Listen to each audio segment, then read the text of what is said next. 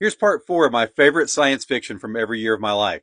We've reached the first serious cheat of this series. So far, I've limited myself to one book from each year, but I cannot do it with 1985. In fact, I've got 5 books from this year, and when you hear this list, you're going to understand why 1985 needs a video all its own.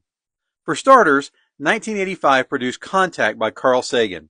This is an incredible first contact novel about the discovery of an alien message that contains instructions for building a mysterious machine.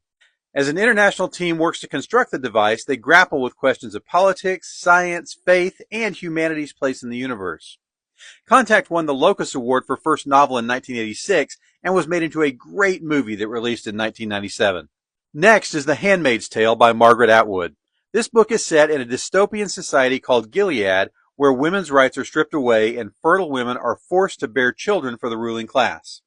The story follows one of these handmaids as she navigates this oppressive regime while hanging on to memories of her past life and secretly resisting control. This is a brilliant but difficult book that's been adapted for stage, film, radio, and most recently, television. Lesser known but still a favorite is Footfall by Larry Niven and Jerry Purnell. This is an alien invasion novel where elephant-like extraterrestrials called the Fithip, maybe, arrive on Earth intending to conquer it. It's got all the great tropes of invasion story. Overwhelming technology facing off against Earthlings, banding together to engage the existential threat. While critical reviews of this book were mixed, it was a New York Times bestseller, and I think it's a blast. So back to more familiar books, 1985 also gave us The Postman by David Brin.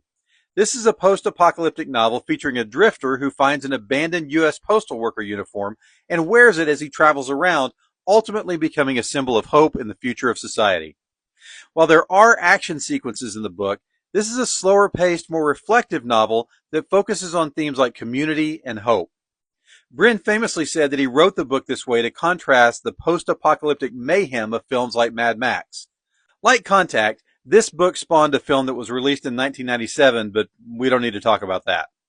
Last, but absolutely not least, is my favorite book from 1985. Orson Scott Card's classic, Ender's Game. Ender's Game follows the story of a young boy who is selected for a military training program that's designed to prepare leaders for an impending alien invasion. The battle school elements and beyond of this book are fantastic, but so are the themes of friendship, duty, and the willingness to sacrifice for the greater good. Ender's Game won both the Hugo and Nebula Awards for 1985, and it spawned 19 more books and an underrated 2013 film. So there you go. 5 incredible novels from 1985. 15-year-old me had a great reading year. What do you think of these books? Are there others from this year that I missed? Stay tuned for part 5.